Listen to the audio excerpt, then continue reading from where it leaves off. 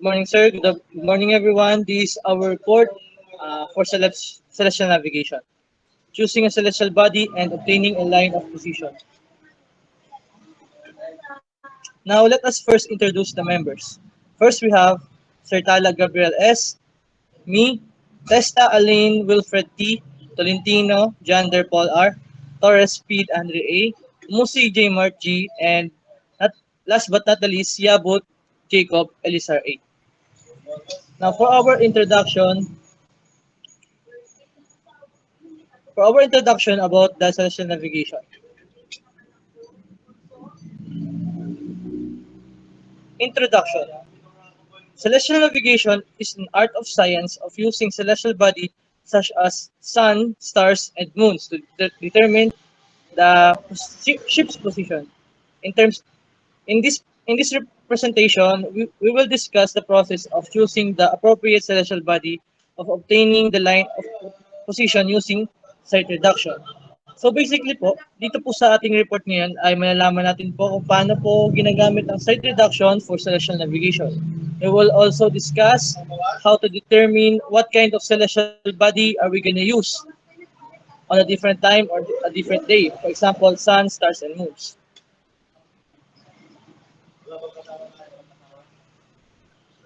Now, choosing a celestial body. The first step in a celestial navigation is to choose an appropriate celestial body. The most commonly used celestial bodies for navigations are the stars, sun, and moon. The choice of celestial body depends on several factors. So, bago po tayo mag-choose ng isang celestial body, ay meron pong factors na kailangan po tayong uh, gamitin para po malaman natin kung ano po yung pinaka-appropriate na gamitin during that time. For example, latitude of the ship and the visibility of the celestial body. Sinasabi rin po dito sa PowerPoint na to na during the day, most likely po ay ang makikita po natin for navigation na celestial body is the sun. During the night, of course, as you can see, the moons and the stars. But we can also use the northern stars when we are part of the higher atmosphere or higher latitude. So for example, during the day, the sun is the most commonly used celestial body for navigation. Katulad po ng sinabi ko. At night, the stars and the moons are used. In ships near the equator, it may be possible to use stars near the horizons while the higher altitudes, only stars near the meridians are visible. Now for the next reporter, we have, sir?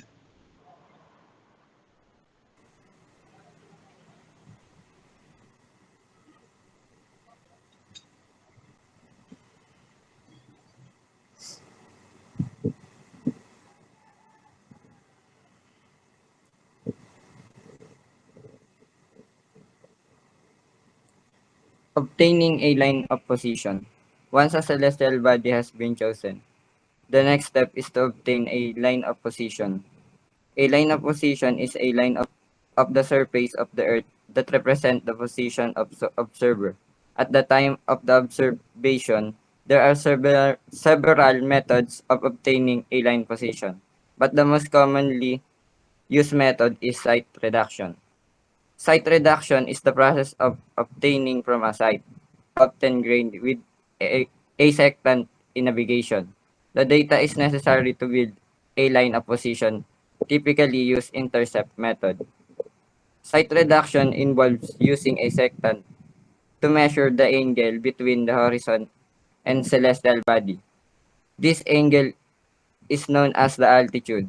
The altitude along with the time of observation and the celestial body of being observed is used to calculate the ship's altitude and longitude. Next, Sir Testa.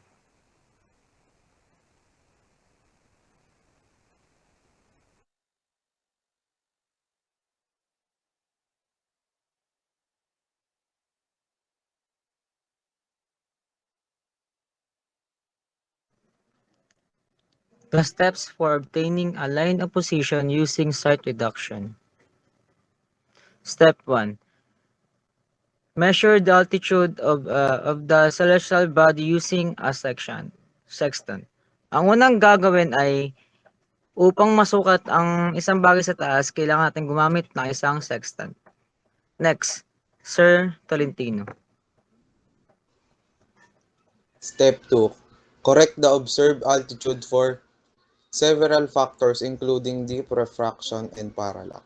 So, to obtain the true altitude of a celestial object, such as star or planet, observed altitude must be corrected for various factors.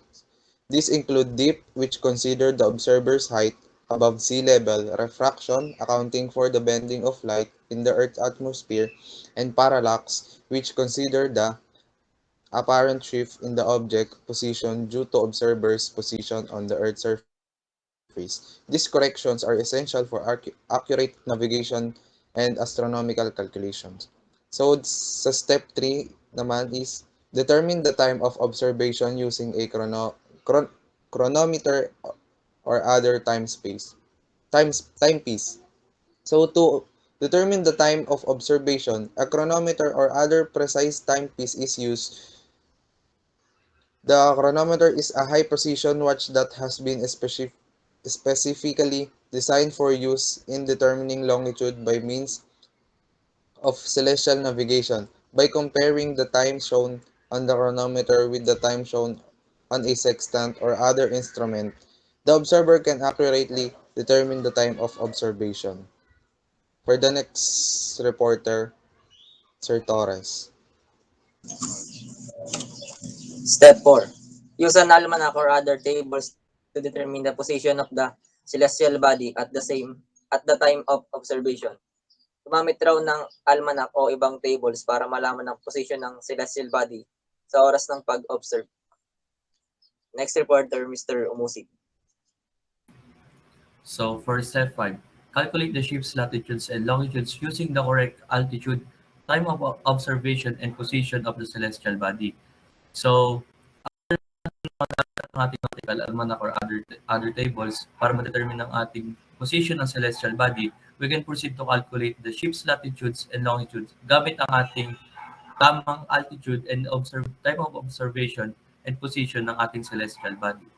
So for our conclusion, Mr. Yabut.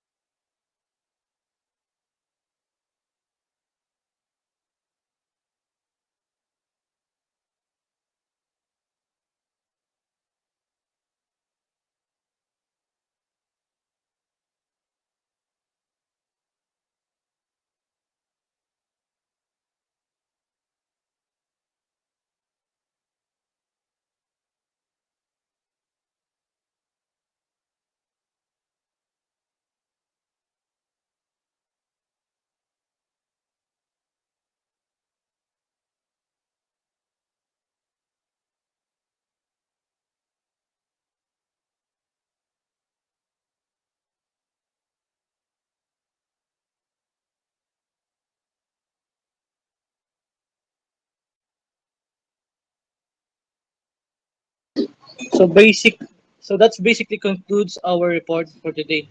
Thank you sir and classmates for listening, and thank you very much for your cooperation. Thank you. Thank you.